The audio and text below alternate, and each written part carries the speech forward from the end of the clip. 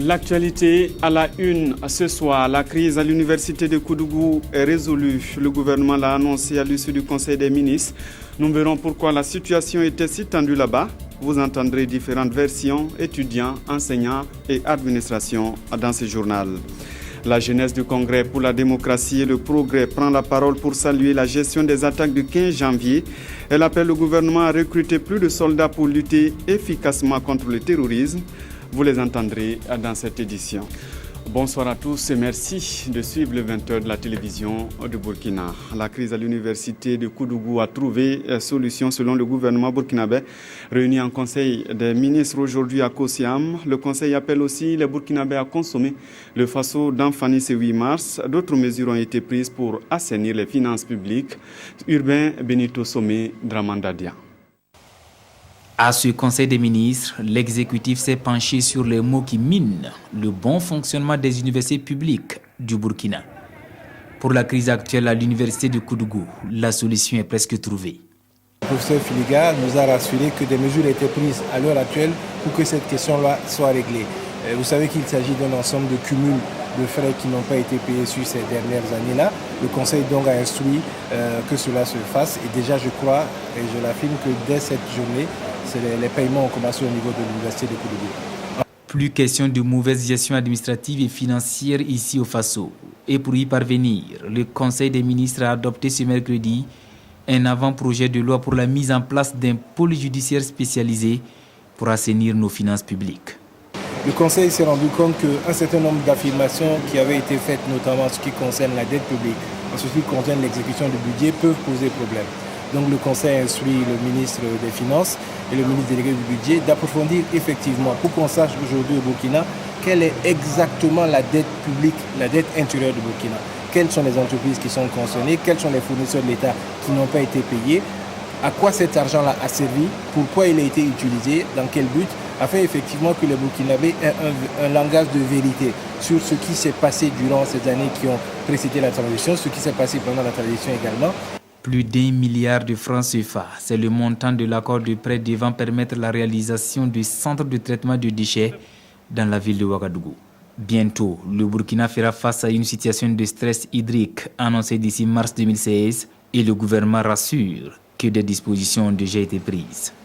La femme est à l'honneur chaque 8 mars et cette année, le gouvernement invite les Burkinabés à penser au Faso d'Anfani. Le gouvernement réaffirme donc que le Faso d'Anfani, tissé par nos sœurs, nos mères et nos épouses, est celui qui va être donc utilisé pour la semaine, pour le 8 mars 2016. Donc les lois ne permettant pas l'interdiction de l'importation de pain ou d'autres éléments dans notre pays, le gouvernement appelle les Burkinabés à faire preuve de patriotisme. Ce qui permettra aux tisseuses d'entreprendre davantage, donc une source de revenus pour tous ceux qui interviennent dans ce secteur. Voyons à présent ce qui se passait réellement à l'université de Koudougou. Le non-paiement des frais de soutenance, d'examen et de vacations avait créé un blocage depuis la rentrée académique 2014-2015. Les étudiants menaçaient à leur tour de descendre dans la rue dès ce vendredi. Mokta Wedraogo, Olopoda. Des cours suspendus pour faute d'enseignants dans les amphithéâtres. Les activités académiques à l'université de Koudougou sont paralysées depuis plus de 3 mois par des grèves des enseignants. Des grèves à répétition qui inquiètent les étudiants, obligés de donner ici de la voix pour interpeller le gouvernement. Ça fait plus de 3 mois de cela que nous sommes dans ce retard et si rien n'est fait, et alors on va se retrouver dans le cadre de l'université de Ouagadougou. Et en ce moment, faudra-t-il qu'on parle de blanchissement technique? Là, c'est une question d'avenir et de devenir de toute une génération ou encore de toute une nation. Donc on ne peut pas se permettre, ou du moins on ne peut pas permettre de foutre l'avenir des enfants du peuple en l'air. Le non-paiement du cumul des actes académiques, notamment les frais de soutenance, de vacations, d'organisation et de délibération des examens qui remontent à 2012, voici la pomme de discorde entre l'administration et les syndicats des enseignants. À cela vient se greffer le non-paiement des présalaires des élèves stagiaires de l'école normale supérieure. Pour les enseignants, il faut donner à César ce qui est à César. Ça ne sert à rien de continuer à travailler à crédit. Voilà. Surtout que quand en face, on a l'impression qu'il y a une sorte de mauvaise foi. Parce qu'on accumule les crédits et après on vous dit non, comme ça fait beaucoup d'argent là, on ne va plus vous donner on veut négocier pour qu'on paye à la baisse. Bon, franchement, du point de vue de la démarche de la gouvernance à l'université, ça pose problème. Les enseignants ont consenti, disons, ce soir, aux 2/3 de leur dû, comme sacrifice. Si nous ne sommes pas, n'est-ce pas, des jusqu'au-boutistes. Parce que quoi qu'on dise, nous sommes tous des parents d'élèves. Nous avons aussi nos enfants qui sont des étudiants. Nous sommes conscients, n'est-ce pas, des problèmes qu'ils vivent, ceux-là. Campés sur leur position, les enseignants pointent du doigt la gouvernance de la présidence de l'université qui pense que cette crise relève des questions de dotation budgétaire. Nous avons plusieurs fois alerté en tout cas les autorités pour qu'elles nous accompagnent davantage dans la prise en charge surtout des pré-salaires qui sont en fait des salaires, donc qui sont incompressibles, mais aussi l'accompagnement de l'ensemble des différents acteurs comme les enseignants à travers, n'est-ce pas, les actes académiques et bien sûr les étudiants, parce que quand ils sont là en masse, il y a effectivement des frais qui entrent en ligne de compte, n'est-ce pas, de notre fonctionnement. Et ces frais, le plus souvent, notre budget, le budget de l'année N, sert à régler les problèmes de l'année -1 ou -2. Donc vous voyez que c'est vraiment des difficultés, puisque nos budgets même commencent avec un déficit. Depuis les 5 dernières années, ces budgets n'ont pas connu d'évolution sensible, alors que les effectifs n'ont fait que croître depuis ces dernières années. À bout de patience, les étudiants menacent de descendre dans la rue le vendredi prochain. L'urgence ici est le paiement des pré-salaires et des actes académiques en souffrance pour une reprise des activités académiques et un retour rapide à la normale. Et au moment où nous quittions les lieux, l'administration s'affairait pour le règlement des préoccupations des élèves stagiaires et des enseignants. Dans la résolution de ces crises du secteur de l'éducation, le Burkina peut compter sur ses partenaires, comme les États-Unis et l'Arabie saoudite. Les représentants de ces deux pays l'ont réaffirmé au chef du Parlement aujourd'hui. Ils veulent intervenir également dans le domaine de la santé, des infrastructures et de l'emploi. Ibrahim Assombié Dramangene. Après le Premier ministre, l'ambassadeur des États-Unis d'Amérique est ce matin dans les locaux du président de l'Assemblée nationale. Tulinabou Mouchengi est venu recueillir les priorités du Burkina auprès de Salif Diallo afin de recadrer le partenariat entre les deux pays. Des priorités qui tournent essentiellement autour de la sécurité. Nous nous engageons à continuer à travailler en partenariat avec le Burkina Faso, mais bien sûr, nous allons suivre leurs priorités. Dans le contexte de dernières attaques, maintenant, nous, et puis de dernières attaques, mais aussi le contexte d'un nouveau gouvernement, peut-être qu'il y aura de nouvelles orientations, de nouvelles priorités. Et c'est ça que nous allons commencer à découvrir et voir comment on peut ajuster et on peut orienter. La deuxième audience de Salif Diallo est accordée à l'ambassadeur de l'Arabie saoudite. Le diplomate saoudien et le président de l'Assemblée nationale ont parlé éducation, santé, infrastructure et emploi.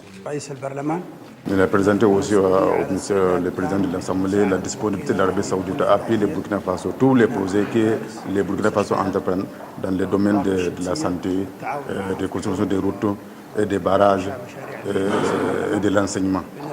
Donc les deux pays aussi vont coopérer pour la création des emplois pour la jeunesse. Dans le cadre de la sécurité, l'ambassadeur saoudien dit avoir présenté à Salif Diallo un projet d'accord cadre de lutte contre la criminalité au Burkina. Une fois finalisé, ce projet sera financé par l'Arabie saoudite. La coopération entre le Burkina et l'Arabie saoudite avait déjà été évoquée entre le président du Faso et le ministre saoudien des Affaires étrangères à Addis Abeba. Roch-Marc Christian Kaboré avait aussi échangé avec le président soudanais Omar El-Béchir. Les détails avec Souleymane Sanou et Fousseni Kindo. La diplomatie burkinabé à l'épreuve à la 26e session du sommet de l'Union africaine. En marge du sommet, le président du Faso, Roch-Marc Christian Kaboré, a rencontré son homologue du Soudan, Omar El-Béchir. Il a surtout été question de relations de coopération entre le Burkina Faso et le Soudan. Des relations au beau fixe, à en croire certains observateurs rencontrés sur place à Addis Abeba.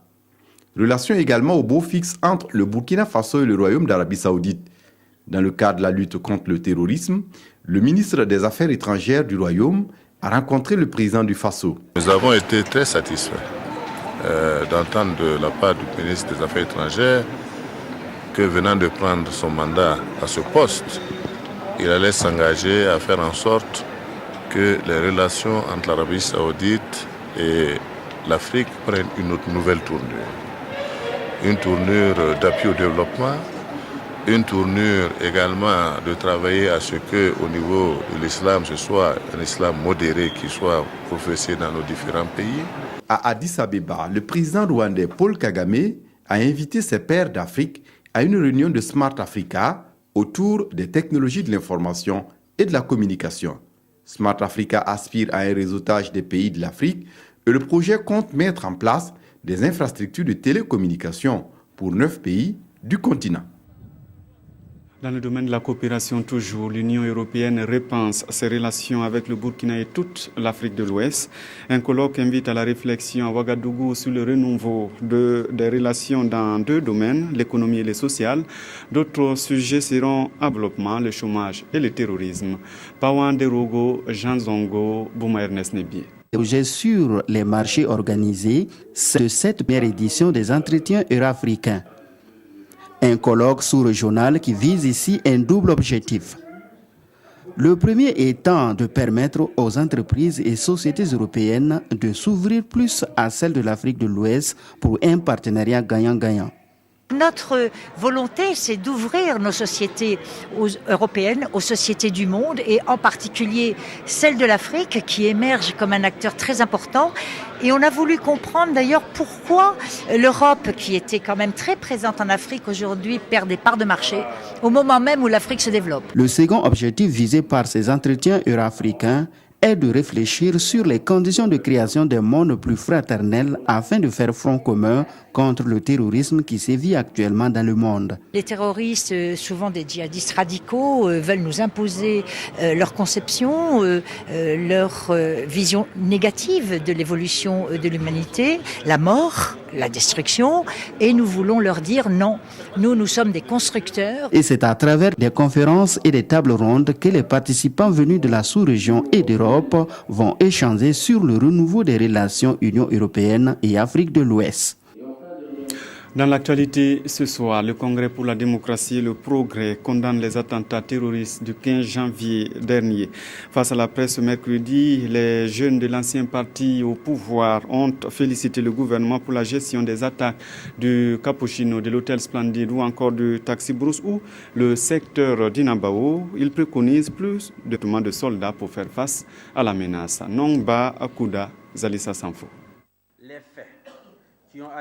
La jeunesse du Congrès pour la démocratie et le progrès CDP donne ici aux hommes de médias sa lecture des récents événements survenus au Burkina Faso. L'attentat de Ouagadougou, de Tinakov, de l'enlèvement du couple autrichien et des incendies tous azimuts des marchés, cette instance du parti dit être souvent pointée d'un doigt accusateur. Mais elle n'est ni de près, ni de loin, mêlée à ces différentes péripéties. Pour elle, ces actes sont déplorables et condamnables. C'est pourquoi nous félicitons les nouvelles autorités pour le sens élevé des responsabilités et des sagesses dont ils ont fait preuve pour ramener la culture et la sérénité au sein de nos populations afin d'enrayer les multiples formes de stigmatisation raciale, religieuse et politique. Pour cette jeunesse du parti, il faudra repenser la sécurité. Il est donc impératif de revoir les conditions de travail de nos forces de défense et de sécurité pour leur efficacité. Procéder dans un bref délai à un recrutement des jeunes pour accroître de façon significative leur effectif. Lors de ce tour de l'actualité avec les journalistes, les questions relatives à la vie du parti ont été aussi abordées. Et Mathias Ouedraogo et ses camarades de demander aux nouvelles autorités de se pencher sur le cas de leurs camarades détenus dans des maisons d'arrêt. Soit pour des libertés conditionnelles, soit pour que leur jugement se fasse dans de meilleurs délais. Depuis ces attaques, justement, un nouveau dispositif sécuritaire a été mis en place au niveau des transporteurs routiers. Mais comment les choses se passent concrètement sur le terrain? Une de nos équipes a suivi la mise en œuvre à Gawaï, à la frontière ivoirienne. Bernard Combelem, Jean-Clément Sommet. Ici, dans la grande gare de Gawa, on rencontre surtout des cars de grandes compagnies bien structurées depuis le niveau national. D'après les informations traitées au quotidien par les confrères, la plupart des grandes compagnies emboîtent déjà le pas des nouvelles dispositions gouvernementales en matière de sécurité intérieure du Burkina. À cette catégorie, il faut ajouter celle des petits transporteurs exerçant dans l'informel et associés également dans le nouveau dispositif sécuritaire. On était le ministre d'État Simon Comporé. Lui a recommandé dans tous les gares de veiller sur les barrages des gens, de contrôler les passagers qui vont nous donner des détecteurs pour souvent voir les bagages en cas de questions suspectes. Pour le moment, on est en train sur les traces. On vérifie tout ce qui se passe. Tous les bagages sont contrôlés. La personne même, moralement, elle est vue. On fait tout possible pour mettre la sécurité des Burkinabés. Dans tous les jours, il y a des brebis galées. Il y a des chauffeurs qui ne savent pas la gare. Dès que le matin, ils prennent les véhicules, ils sont partis. Ce n'est pas facile de les donner une feuille de route. En attendant, les chauffeurs disent faire du mieux qu'ils peuvent pour apporter leur contribution. Si on arrive sur la zone de contrôle, ils nous demandent, on ne doit pas prendre les gens sans pièces. Mais nous, en tout cas, on ne peut pas demander les pièces chez les passagers avant de les prendre. Ça, c'est un peu difficile pour nous. Voilà. Bien sûr, on voit quelqu'un qui n'est pas clair aussi, on peut signaler. En tout cas, moi, personnellement, si quelqu'un m'arrête en plein bruit comme ça, moi, je ne m'arrête pas. C'est une gare, nous on prend des passagers. Moi, mon décollage comme ça, si je gagne 3 personnes, je me lève, sur la route, je commence à prendre un peu. Nous, en tout cas, franchement, on prend beaucoup de gens. Mais en rentrant dans le camion, nous, on ne peut pas savoir s'ils n'ont pas de pièces ou bien ce ne sont pas des bons gens. N'empêche, du côté des forces de sécurité et de défense, l'on veille au grain. Le contrôle routier est intensifié conformément à l'organisation de chaque unité, mais l'objectif reste le même, l'interpellation de tout suspect, et cela passe par un contrôle minutieux des documents du véhicule, des passagers et leurs bagages. Cette rigueur dans le contrôle s'applique jusqu'au poste de contrôle frontalier que nous avons visité. Malgré le peu d'affluence au moment de notre passage, le mot d'ordre est appliqué. Une application qui ne laisse pas les usagers de la route indifférents. C'est arrivé à la police, donc ils ont fait un contrôle. Ils ont demandé les pièces de la moto, ils ont demandé ma pièce, ils ont vérifié ce qu'il faut. Il a un appareil, il m'a dit de m'arrêter, il a vérifié tout et puis il dit c'est bon. En tout cas, le contrôle m'a plu parce que c'est pour nous protéger. Bien apprécié, ce nouveau dispositif pourrait l'être davantage avec la contribution et la collaboration de tous pour l'atteinte de l'objectif commun qu'est la quiétude des populations du Sud-Ouest et surtout du Burkina Faso. Et vivement donc que ces mesures permettent d'arrêter l'insécurité et laisser place au développement. C'est l'objectif du projet YAM6 qui fait son bilan à Léo. Il est question de noter les résultats de la recherche dans la protection de l'environnement et l'atteinte de la sécurité alimentaire. Kounsoun Koulibaly, Ini Walkwaye Janine Kambiri. L'igname nourrit environ 60 millions de personnes en Afrique de l'Ouest. Elle constitue une source alimentaire et de revenus pour de nombreuses personnes au Burkina Faso. Cependant, la filière est confrontée à des problèmes d'insuffisance ou d'absence d'innovation et à l'épineuse question de transformation. Et c'est là qu'intervient le projet YAM6 depuis 2015 en collaboration avec l'INERA pour une innovation dans la culture de l'igname. Et aujourd'hui, le bilan est dressé à la réunion annuelle à Léo. La mise en culture de l'igname, ça entraîne très souvent une dégradation des sols, une perte de fertilité. Ensuite, les producteurs, finalement, n'ont plus de sol. Cette année, on va mettre en place dans les champs des essais avec de l'igname, par exemple avec de l'engrais ou sans engrais, ou par exemple avec d'autres cultures dans la même parcelle. Et là, on va commencer à mettre ça en place. Ensuite, on va étudier ça. Et ensuite, on va discuter de tout ça avec les producteurs. Cette réunion annuelle prévoit une visite des champs d'igname en expérimentation à Léo, à l'intention des participants venus de la Côte d'Ivoire, du Nigeria, de la Suisse et du Burkina. Accompagné par la coopération suisse, YAM6 est un projet sous-régional qui va durer 6 ans et contribuer à développer des méthodes de gestion durable des sols pour stabiliser la culture de l'igname dans le but d'atteindre la sécurité alimentaire dans notre pays. Voici un homme qui participe à sa façon au développement. Nunfu Bembamba n'a jamais mis pied à l'école, mais avec un fourneau, du feu, il redonne vie aux phares, aux feux rouges, capot de véhicules et autres rentrent avec Omar Zombré et Moussa Ouedraogo. Avec un fourneau, du feu et des outils en fer, Nunfu libère son génie créateur.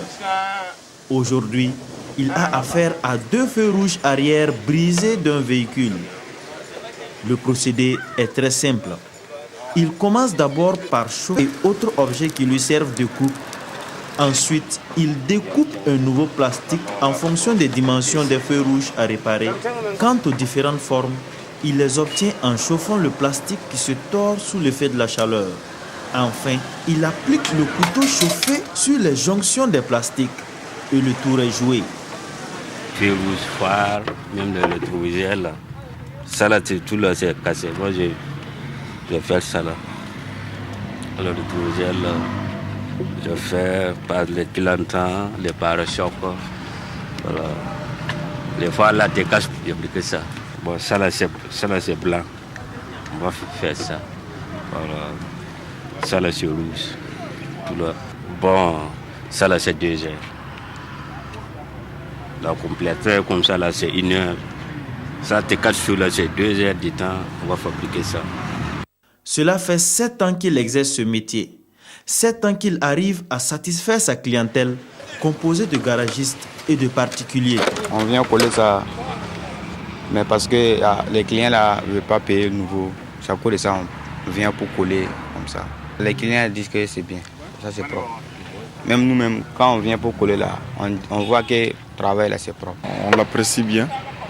C'est par indication aussi qu'on est venu par rapport à la qualité de ces travaux. Donc on vient fréquemment en cas de cassure ou de fissure pour qu'il répare. À nos jours, il emploie 4 personnes, nous dit-il. Il avoue ne pas amasser fortune, mais ne manque pas de quoi vivre. Et pour ces feux, arrivés dans un piteux état au début de notre reportage, voici le produit fini. Un produit qui n'a pas la prétention d'être neuf, mais qui a le mérite d'être utile et économique. Le tourisme est aussi un secteur qui peut créer de l'emploi et contribuer à l'économie nationale. Le ministre de la Culture va sur les sites du Burkina pour appeler à leur fréquentation. Il était dimanche à Banfora. Karim Ilboudo, Kado Romenki. Le ministre Tahirou Bari poursuit sa tournée dans la zone touristique de l'ouest du Burkina. Ici au pied des pics de Sindou ou encore là, à la cascade de Banfora, le ministre est émerveillé du potentiel touristique de la région. Mais des sites touristiques qui ont besoin d'être retouchés pour offrir un cadre récréatif beaucoup plus plaisant. On se rend compte que la région de l'Ouest est un vaste champ de trésors touristiques. Malheureusement, ces trésors ne sont pas suffisamment connus par les Burkinabés.